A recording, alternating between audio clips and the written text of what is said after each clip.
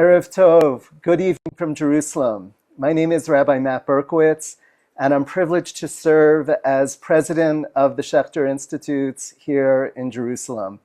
It's an honor and privilege to welcome you to the third in our four-part series, which spotlights the four branches of the Schechter Institutes: our rabbinical school, Tali Education Fund, Midreshet Schechter, and this evening we're going to be taking a look at Machon Schechter, the Schechter Institute of Jewish Studies. I am so privileged and gifted to be sitting here with Professor Ari Ackerman, the president of Machon Schechter of our Schechter Graduate School. Professor Ari Ackerman is the president of the Schechter Institute of Jewish Studies since 2022. And an associate professor for Jewish philosophy and Jewish education. Prior to his elevation to president, Professor Ackerman held the David Galinkin Professor of Tali Jewish Education. With a BA from Columbia University, he received his MA and PhD degrees in Jewish thought from Hebrew University and was a researcher at the Institute for Advanced Studies at Princeton University. He has published and edited numerous books and articles on various aspects of medieval and modern Jewish thought. Professor Ackerman's most recent book from 2022 was on the philosophy of Chasdai Crescus on codification, cosmology, and creation. Professor Ackerman is also the co-editor of Zion and Diaspora, Past, Present, and Future, a bilingual collection of essays from 2023. Ari, you are a dear chavruta in all of the work that we do here at Schechter Institutes, and it's a joy to be sitting with you here tonight. Thank you, Matt. Thank you for this opportunity. It's so fitting that we're doing this together because so much of what I'll be talking about is our joint vision for Machon Schechter and for the Amutot in general. So Absolutely. Thank you. Part of what also gives me great joy, Ari, is that here we're doing this in the week of Tisha B'Av, like a week in which we commemorate destruction and tragedies that have befallen the Jewish people. And always this time of year, especially since I made Aliyah some 19 years ago, I wrestle with this week because we look out of the windows here at the Schechter Institutes and we see a rebuilt Jerusalem. And I feel that Machon Schechter is so much a part of that vision of rebuilding Jerusalem and rebuilding the state of Israel. And we also find ourselves at a liminal moment in the Jewish calendar, having completed Sefer Bamidbar and begun Sefer Devarim. A transition that invites us to reflect on journeys, both collective and personal. And that's where I want to begin, Ari. I'd like you to reflect on your own journey. Tell us about where you grew up, the Jewish home that shaped you, and what first sparked your passion for modern Jewish thought. Okay, sure, Matt. I grew up in an American modern Orthodox home. I went to yeshiva in Israel for 2 years right after high school. I also have to add, Ari, that I'm speaking to a fellow Jersey boy here. Yes. Teaneck, New Jersey, yes. I was thinking at that juncture of a rabbinic career. You probably didn't know that about me. I didn't. But what kind of shifted me was on the weekends in the yeshiva, when I would leave the yeshiva, my mother had a very dear friend who subsequently passed away. Her name is Rivka Horowitz, Professor Rivka Horowitz.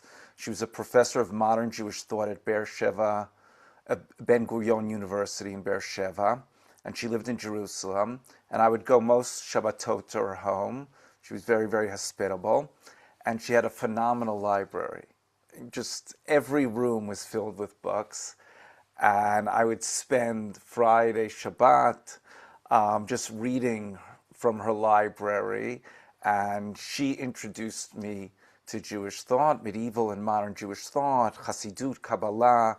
She would invite to her home the great scholars of Jerusalem, and I became enamored with Jewish studies in general and Jewish philosophy in particular. So I kind of shifted my career aspirations, and Ari, how did your parents feel about that? they. It's actually interesting. My parents were very happy that I pursued an academic career. My mother's a family therapist, and my father, alav shalom, was a physician. But they were very, very happy with my career path. Very beautiful. Very beautiful. It's so wonderful that your inspiration came from somebody who really, it sounds like, was in the model of Nechama Leibovitz Zal, Yeah. and how it is that she had these salon gatherings. Right. She was friendly with Nechama Leibovitz, Wow, actually. wow, Yeah. wow. Very beautiful. Yeah. Very, very beautiful. You've devoted your career to studying some of the most influential voices in modern Jewish thought. Which thinkers have most shaped your own worldview, and what is it about their writings that continues to inspire you today? That's a great question.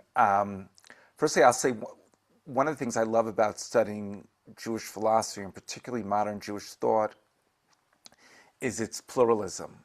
That there's so many different voices on every issue. Jewish thinkers stake out different positions. And when I study different modern Jewish thinkers, on the one hand, I try to understand them and I really delve deep into their philosophy and everything that's been written about them and their historical context, and really try to get a deep understanding of their philosophies.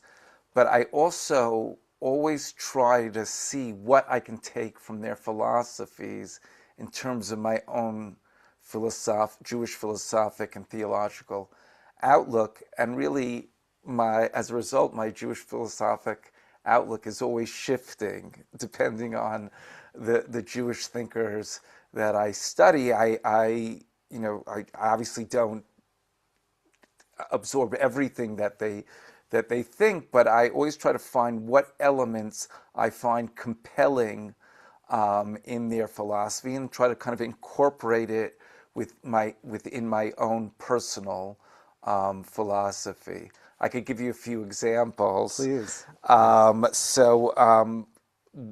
of the thinkers I'm working on right now, the little time I have for research, I devote to Rav Kook, and I'm working on a book on Rav Kook. Rav Kook is a second Aliyah thinker, and Rav Kook has really influenced me on my pluralism. In other words, Rav Kook thought that every different philosopher, every different poet, every different thinker, every different nation, every different religion has an element of the truth.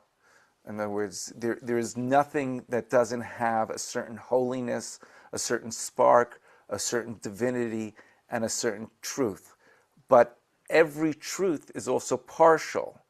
So in other words, you have to kind of accept, look at a system and see what's right there, but also be critical and see what can be criticized there. So that really very much influences my outlook, and I'm sure we'll get into this, and how what I find distinctive and so significant about what we're doing at Schechter, about bringing people together from different outlooks. And I see from Rav Kook about the importance of seeing the truth in everything. It's wonderful, Ari, to hear you talk about Rav Kook, because it's not just, I feel sitting here, it's not simply an intellectual pursuit of yours, but I felt like you were channeling Rav Kook, the whole neshama of Rav Kook, his whole spirit here in what you were saying. It's beautiful because as you're talking, I'm thinking, this is authentic Torah. This is part of Shivim Panim LaTorah, that when we look at Torah, there's an infinity, in a way, of perspectives, not just 70 voices, but we're looking at it from different perspectives, and that's what enriches the whole experience of learning Torah.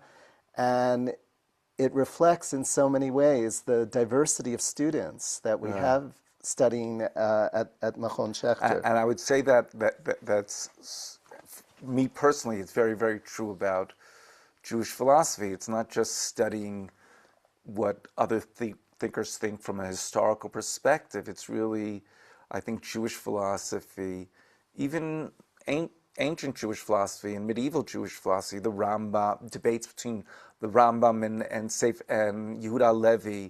Those are things that are very applicable today, and I think Jewish philosophy is, obviously understanding our past and understanding our tradition, but it's also acquiring tools to really grapple with the existential questions that we're facing with today. Well, clearly you're succeeding in that endeavor, Ari. You've been teaching at Schechter for many years. How many years, Ari? I've been teaching at Schechter for 25 years. 25 years. Yeah. Mazal tov. Thank you. What do you love most about teaching here, and what continues to give you hope when you encounter today's students? That's an important question. Firstly, I'll say that, obviously and this is something that's happened gradual. As I've been at Schechter longer and longer, I've gotten more into administration. I've been the heads of different programs. I was the dean for 3 years, and now I've been the president for 4 years. And obviously that restricts my teaching. But at Schechter, it's very important for everyone to teach, even administrators, even you, Matt. Indeed.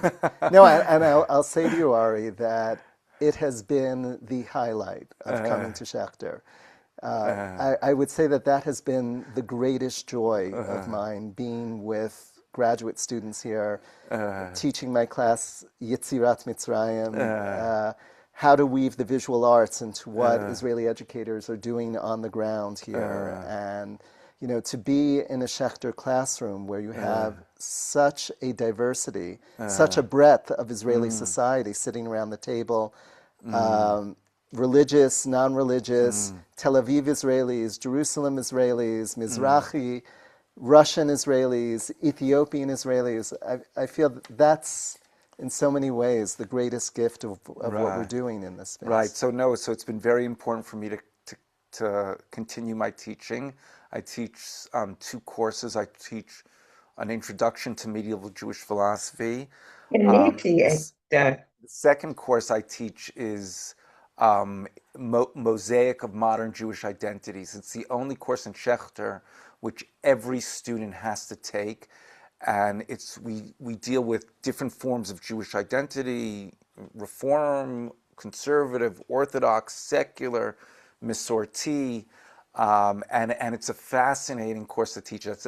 I've taught this course actually for 20 years, and a course that evolves because Jewish identities are continually evolving. It's a course there's always debate and discussion, and everyone takes their Jewish identity into the class and they explore their own identity.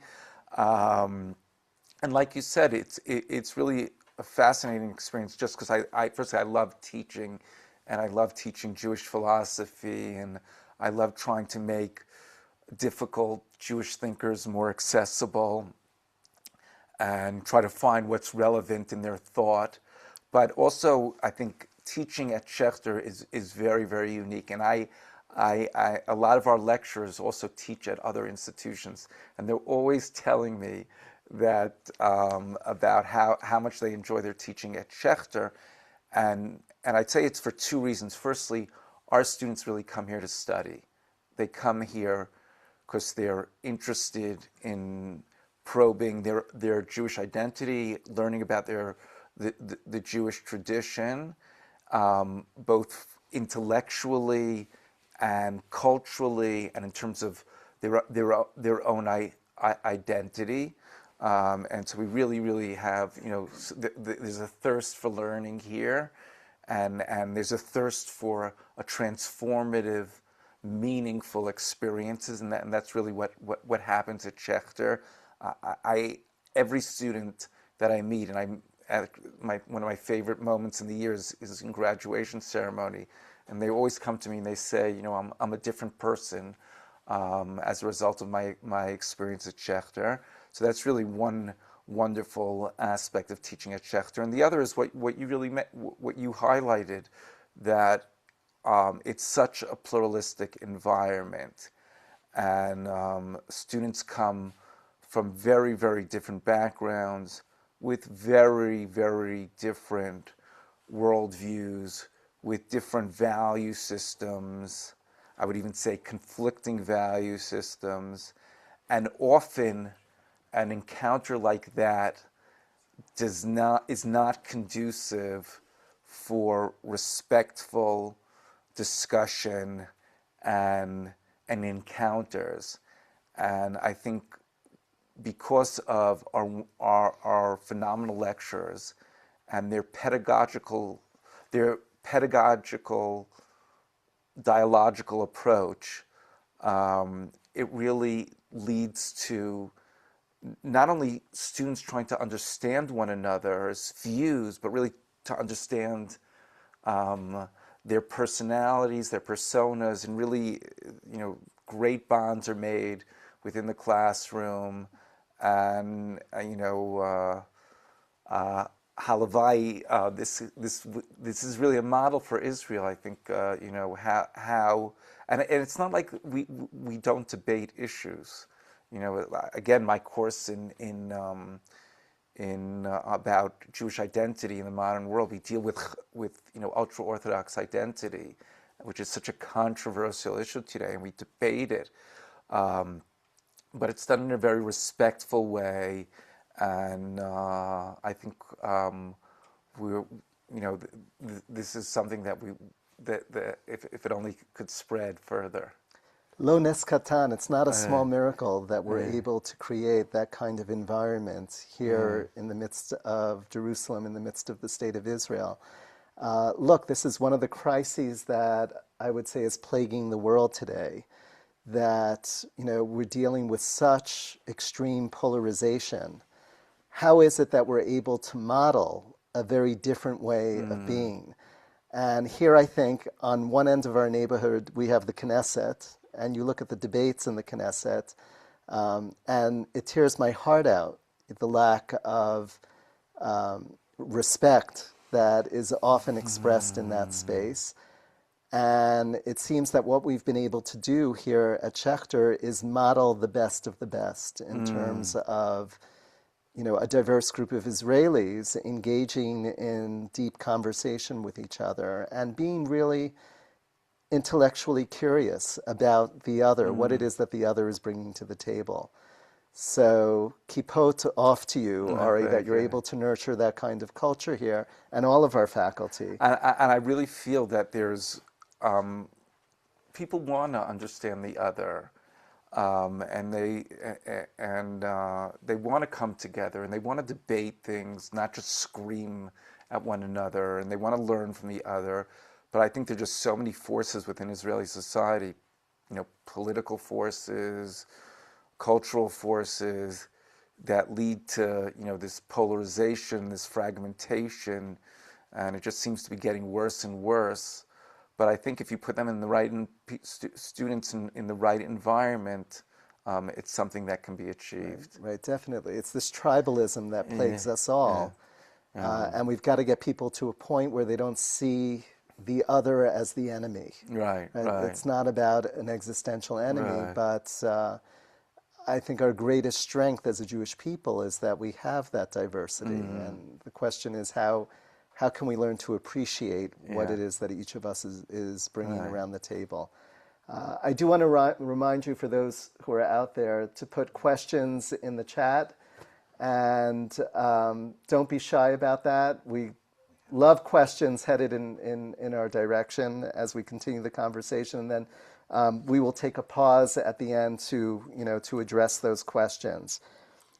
So I want to turn, Ari, to the state of Jewish studies, and I want to say, many academic institutions in Israel are facing significant challenges in recruiting students to Jewish studies programs.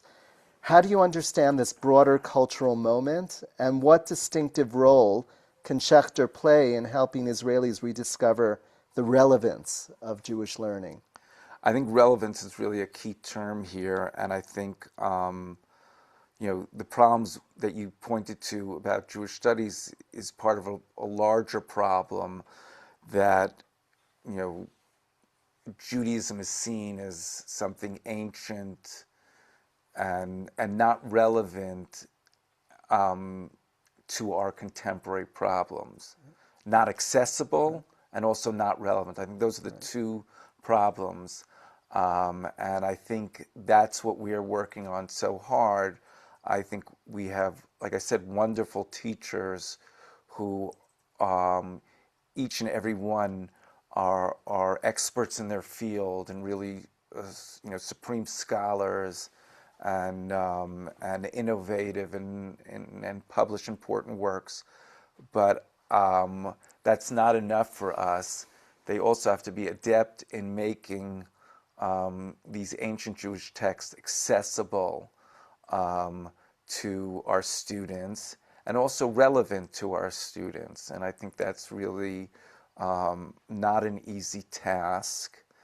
And I think a lot of academic institutions are primarily interested in academic research and academic teaching. And we're also a high-rate academic institution, and we very much pride ourselves on the depth of our scholarship. But we also have cultural and educational goals, and I think that's one of them is how we can make these ancient texts alive for our students. All right, to what extent do you think that part of the crisis is rooted in the revolution of modern Zionism, sort of jettisoning, I think of modern Zionism as, attempting to jettison, the old tradition, and, sort of push, classical text aside and say... I think, I was talking about the, debates within Jewish thought that are still relevant today, and I think Zionism, wasn't monolithic. I think from the beginning there were these great debates about what is the purpose of the Jewish tradition within the Zionist revolution. So on the one hand, there were people like Yosef Chaim Brenner, one of the most important authors of the second Aliyah, and he has a famous line, "Hishtacharti mikafdal sifrei Biblia," that I freed myself. Hishtacharti me'ahipnozus shel kafdal sifrei Biblia. I freed myself from the hypnotic powers of the 24 books of the Bible. In other words, he really did see the Jewish tradition not only as irrelevant, but as an obstacle in freeing ourselves nationally and individually and advancing and solving the actual concrete problems of the Jewish people, that we're Luftmenschen and we escaped the Beit Midrash as a way of not dealing with our actual problems. But then came Achad Ha'am, and he responded to him in a number of articles, probably most famously in Torah Mitzion, and he says no, that if we want to create not just a state of the Jewish people, but a Jewish state, we have to enrich our national spirit, Haruach HaLeumi, and the way to do that is through returning to the Jewish bookshelf and studying the Bible and Midrash and medieval Jewish poetry. And he thought, and he's one of the most influential Zionist thinkers, that the Jewish tradition, that Jewish texts are very, very important and relevant for achieving the goals of Zionism. I love that here you are, literally sitting in front of the Jewish bookshelf. and it just caught my eye. Marty Cohen's book here, Our Haven and Our Strength. And truly, I want to believe that those classical texts, that the Beit Midrash gives us not only a haven, but great strength. And that's a perfect segue into my next question, Ari. In the aftermath of October 7th, Schechter moved quickly to develop programs addressing trauma, resilience, and healing. What convinced you that this was an area where Schechter could make a meaningful contribution? And what impact have you seen these initiatives have on participants and communities? Well, I'll first say that I think anyone in Israel after October 7th has to rethink things that, every person, every organization, every institution has to think what is their purpose and how they can contribute to a process of renewal, of coming together, and of healing.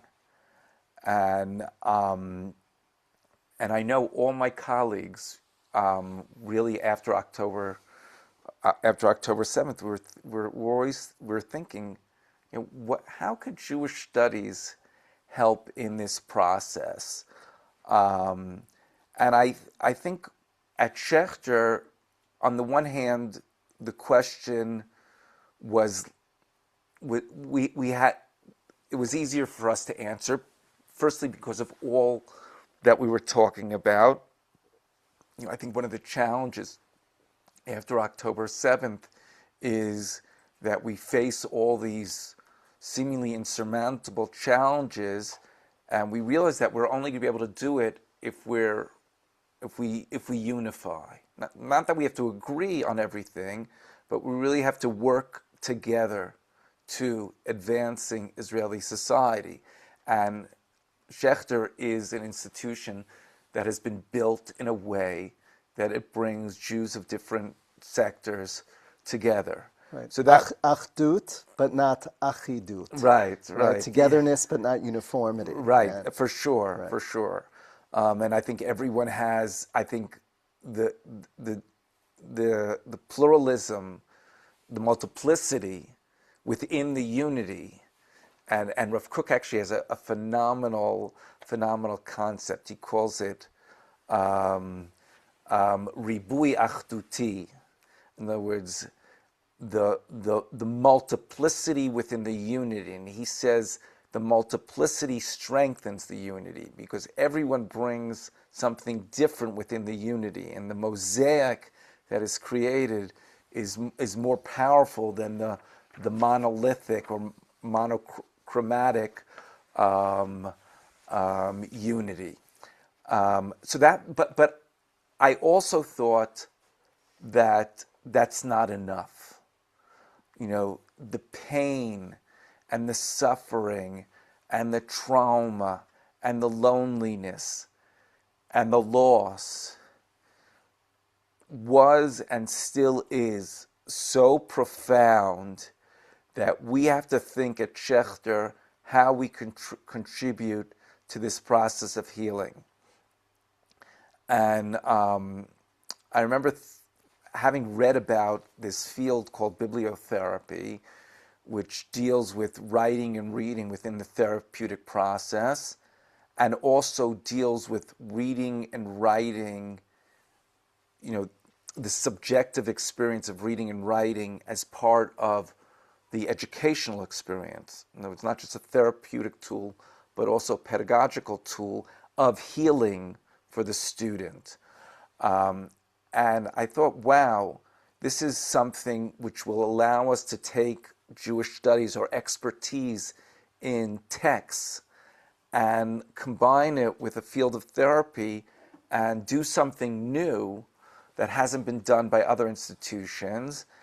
And we started with a program for bibliotherapy for teachers, for educators. I remember going up to the Mankalit of Tali's office and presenting this idea, and she had the Perry Sinclair was the Mankalit then, and she said eight lidrosh. That should be the name of the program, which is a play on eight time and eight the pen. And we began the program a couple months afterwards. It's been very, very successful. We've already had 3 groups. And we saw that we have something distinctive that we're doing, and we have to expand upon this. So we then I just want to add, Ari, too, that this was in so many ways a natural continuation for the graduate school, because I think of how we have had a pastoral care program in place since 2008 when UJA Federation of New York seeded that program for us. And so this feels in many ways that it's a natural extension. Certainly. In terms of healing practice and the unique contribution that Schechter can make to Israeli society. Right, definitely. I think, so we then set up a program down south in Ofakim, and we have a wonderful graduate, Yaloma Schut, who set up the program. She's been the administrative head of the program.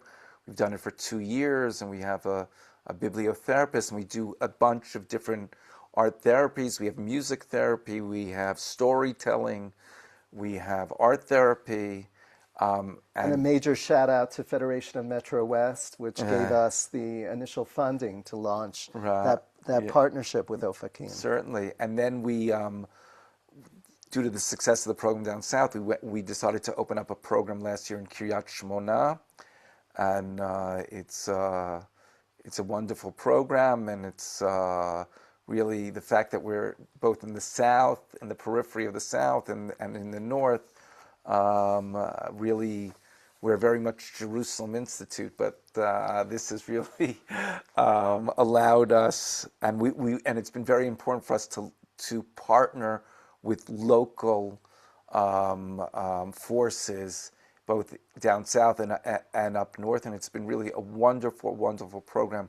They came last week for their graduation ceremony, and I was speaking to them, and I was speaking to a woman in Kiryat Shmona, and I know this was true because when the bombs were flying, they still insisted that they wanted to meet in person when they were able to.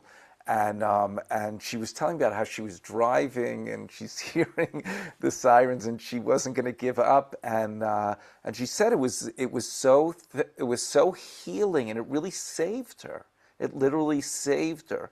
And she said also the combination with Jewish texts was so powerful, and so it was so inspiring for me, and I feel so privileged that we were able to do this. And really, the latest iteration of all this work is that we've decided to go to the Israeli Academic Accreditation Association and set up a second degree, a master's in bibliotherapy, and hopefully maybe even expand it more so to a school of art therapy in Judaism. Because again, I think this is something, the combination is very, very powerful, and there just needs to be so many therapists to be trained, and this is, I think, our contribution to the healing process that is so necessary. And just one more sentence. I think it's not just the programs themselves, and they're very, very important, and there are a couple of other programs which I didn't mention. We have a psychodrama program that we ran for 2 years. We have a wonderful new program that our dean established, Sfat HaNefesh, the language of the soul, which brings psychological concepts and tools combined with Judaism to the public sector. But I understand there was somebody from the Ministry of Justice that participated in the program that wants to literally take the program out of the walls of Schechter and bring it to the Ministry of Justice. There will be hopefully 2 groups from the Ministry of Justice who will be doing Sfat HaNefesh. Fantastic. And I think it isn't just the individual programs, which I think are very, very important and really have expanded our student body and students that didn't, new types of students. But I think it's finding, it's koach hamerapeh shel hatext hayehudi, the healing power of the Jewish text. And I think that's a new mission of ours, a new interpretive strategy that we're working here on Schechter. That the Jewish text can be healing, So and not just illuminating. as we continue, Ari, I want to take a thankful pause and also give credit and kudos to Palm Beach Federation, which gave us funding to launch the program in the North. Incredibly beautiful to hear how, this participant in the program literally said that she feels it was a lifeline for her. It saved her life, having this connection to this bibliotherapy group. Yeah, and I'll just add that we've conducted a lot of conversations with Federation heads about these programs, and they're always saying, "Wow, this is something that we need." And we're also experiencing trauma and psychological issues that we're grappling with. So as a result of this, we've decided to launch a new program which will be starting in October next year. I think I'm getting that date right. It's called Naharaim. It's a program that brings together psychoanalytic thought and Hasidic wisdom. There are going to be 4 teachers. It's 2 semesters. Each semester they're 2 teachers. There's going to be stories of Rabbi Nachman. A very, very varied course selection, taught by people who are both mental health experts, bibliotherapists, psychologists, as well as Hasidic scholars. So I'm really, really excited about that program. Anyone who's interested could look on our site. It's a Zoom series, so it's available to It's available to a North American audience. Wonderful. One of the exciting developments, Ari, at Schechter has been our growing investment in art and culture. And this year, we even hosted an arts festival. We welcomed our first Artist in Residence program and continue to expand creative programming across our campuses. What do you believe the arts, or why do you believe the arts are such a powerful gateway into Jewish learning? And where do you see this work leading? This has also been something that we've been developing after October 7th. Like you said, we have a wonderful program of artists who've come here. Each has a different project, and they're integrating Jewish concepts, texts, within their artwork. They take classes at Schechter. They have a workshop they work on. We've woven art into our program for Jewish education, and you're the star here, Matt. You have a great course in our educational leadership program. We're obviously doing art therapy, and we have a curating program we're starting. And I think art is also, particularly therapeutic and transformative. And I think it teaches texts in a new way. It's a gateway to teaching texts. I think it's even an interpretive tool, and I think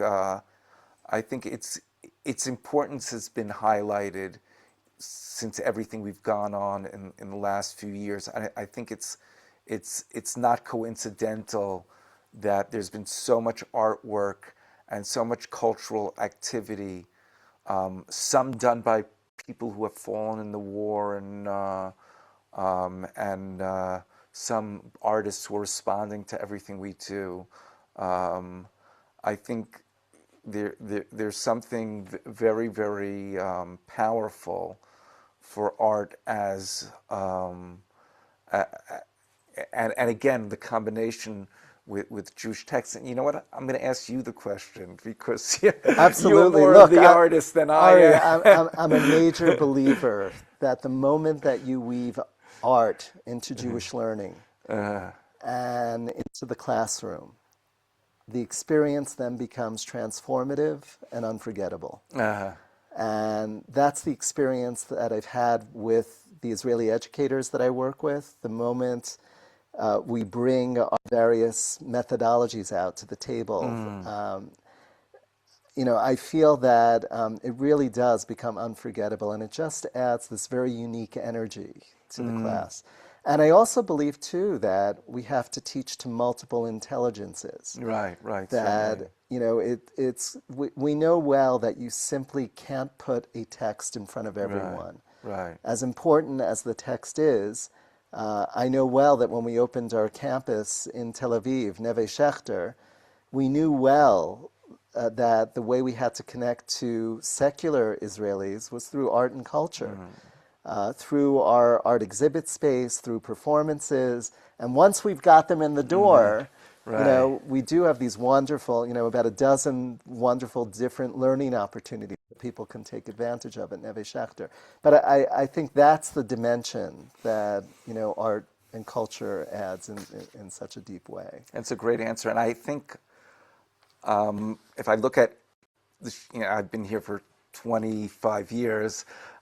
So if I see kind of a shift within Schechter, especially in the last 5 years, we're still very, very, we believe in the power of texts and the importance of teaching texts, but both bibliotherapy and art therapy, and as well as our focus on art and culture has, I think, shifted somewhat our attitude towards text and enriched it.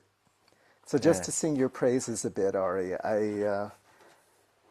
I feel strongly that not only are you a sensitive reader of text, but you're a sensitive reader of Israeli society.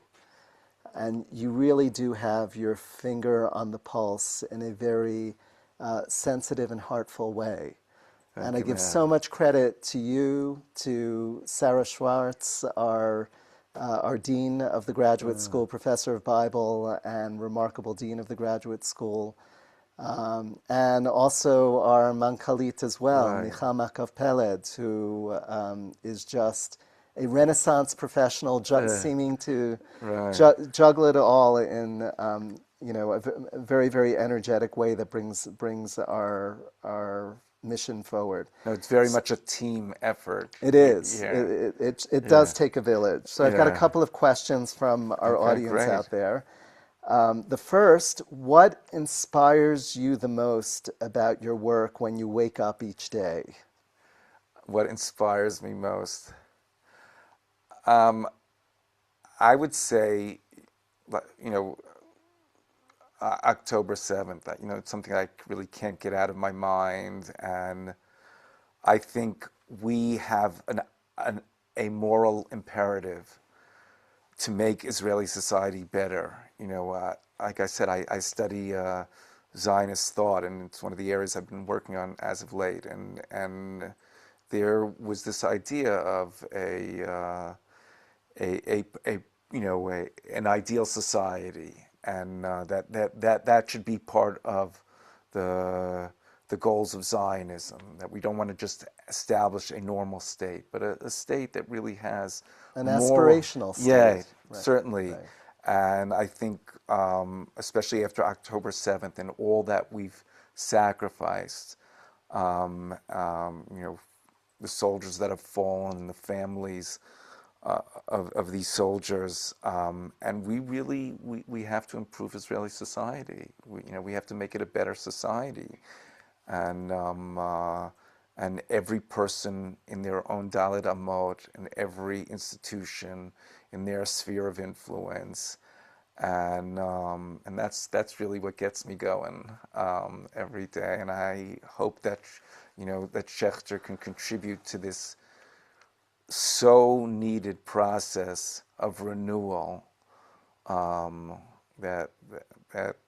that's beginning, but needs to be deepened I love and hearing you continue. say that, Ari, that we're not an academic ivory tower here, but it's more the bridge building that we're doing Yeah. and understanding the impact that we need to have bashetach out, Right. on the ground in Israel. The second question that we received, how is Schechter impacting Israeli society today and promoting, supporting pluralism and combating extremism? Well, I think our MA is a phenomenal example of that. I like I previously mentioned, but it's important to underscore it. We have established a academic and educational program that is highly transformative, and it's not just content that students learn here. They really shift their outlook. They encounter Jews that they didn't encounter beforehand, and they encounter it in a way that they come to respect and shift their attitudes towards Jews that previously they saw as problematic. And so I think it's a very, very pluralistic environment, and as a result, students really are different as a result of the 2 years of studying here. So I think it's really, really very, very powerful in that sense.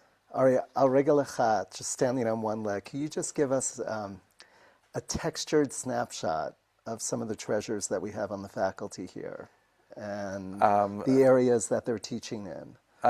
Sure.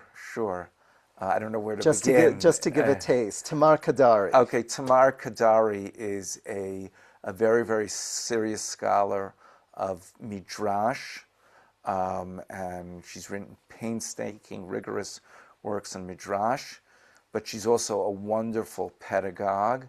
She's an artist. She works in sculpture, and when I started the bibliotherapy program, I wanted to combine bibliotherapists as well as our faculty in Jewish studies. So I immediately thought of Tamar, and she came up with a course about Midrash and creative writing, Wow. where students write Midrashim. And again, you talk about pluralism. It was part of the educational process here is also empowering students.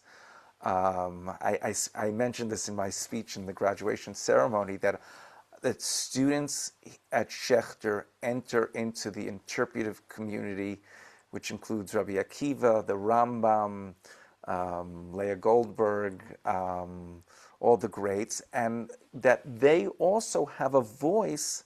They're not just learning the tradition; they're shaping the tradition, and it's so concrete in the fact that they're writing midrashim.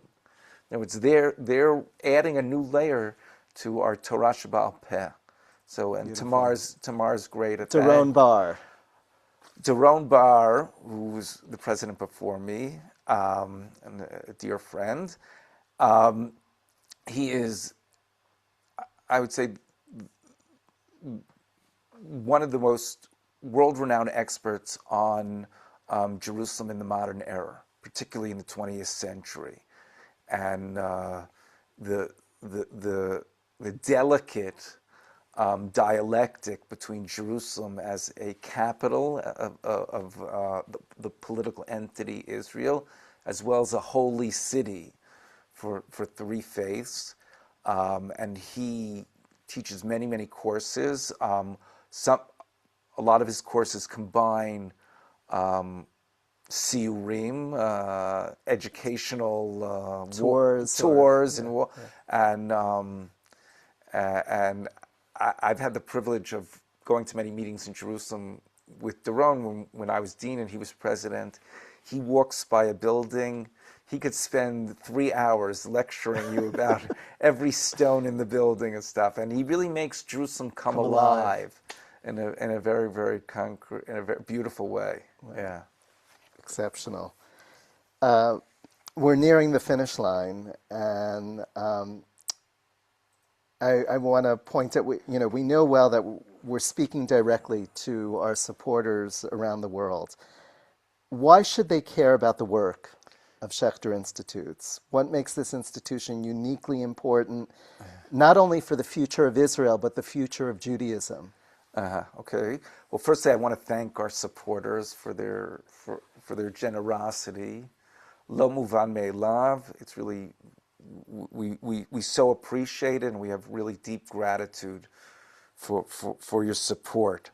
And I think Schechter is a unique institution on the academic landscape in Israel. It's an academic institution which has a deep impact on Israelis. We train future Jewish leaders. So many of our graduates stand in important positions within Israel as teachers, as social workers, as communal workers. I'm proud to say one of our graduates, Eliasef Peretz, and we have a strict policy of not taking sides politically, Schechter, but he's the fourth on the list of one of the new political parties. It's amazing. Yeah, and he's someone who had a very important position in the Jerusalem municipality, and he was in our communal leadership program, and I have so many meetings when I'm trying to develop programs with people, very influential people in Israel, and often at the end of the conversation they'll go to me, "You know, I'm a graduate of Schechter," and I'll say, "No, I didn't know that."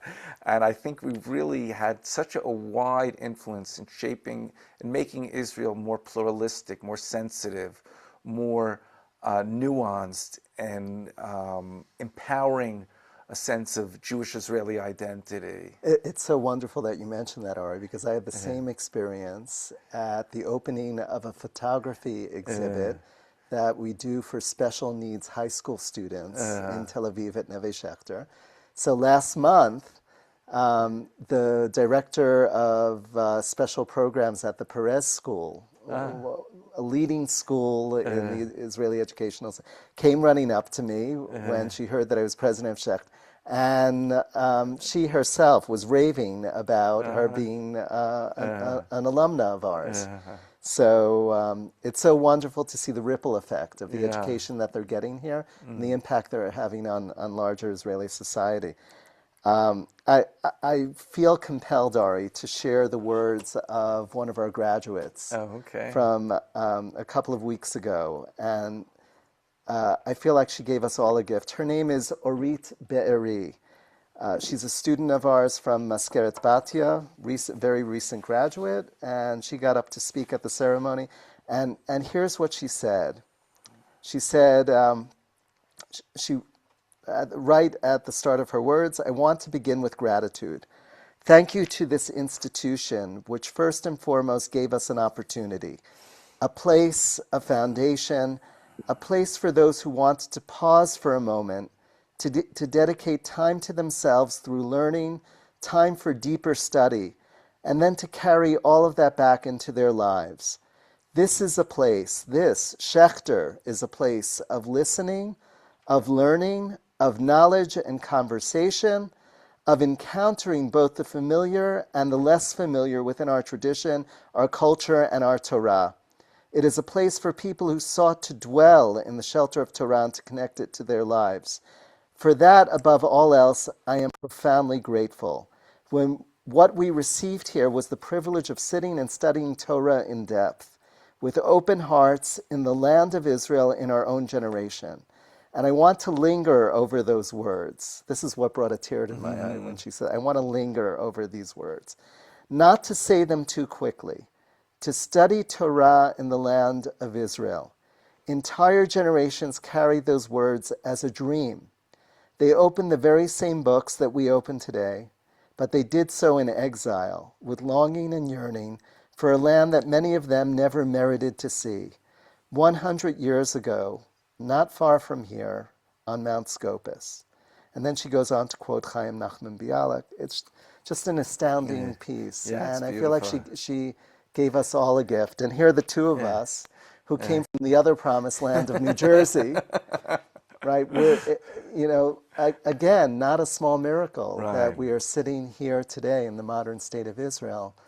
And Ari, you are a jewel in the crown of what we do here. And I thank you for this rich hour together. Thank you for go the experience. Michayel El Chayel, from strength to strength in everything that you're doing. Thank you for this opportunity, and it really is a privilege to advance Schechter in the coming years. Kol hakavod, toda. It's the Mutual Fan Club, and thank you so much to all of you for tuning in to this edition of Spotlight on Schechter. We have one more installment that will be coming our way, in which we take a look at everything that we're doing in Midreshet Schechter. We will bring my dear colleague, Rabbi Irena Gritsevskaya, who will be sitting around the table with me over our Schechter cups, talking about the commute, the amazing commute that she does between Tel Aviv and Kyiv, being attentive to everything that we're doing at Neve Schechter, and in addition, helping to support 4 Jewish communities in Ukraine, Kyiv, Kharkiv, Odessa, and Chernivtsi, and running our Ramah Yachad camp in Ukraine for 165 Ukrainian Jewish kids. We look forward to that new episode. Thank you so much for joining us. We wish you all a meaningful and easy fast ahead. Tzom Kal, and all the best from Jerusalem.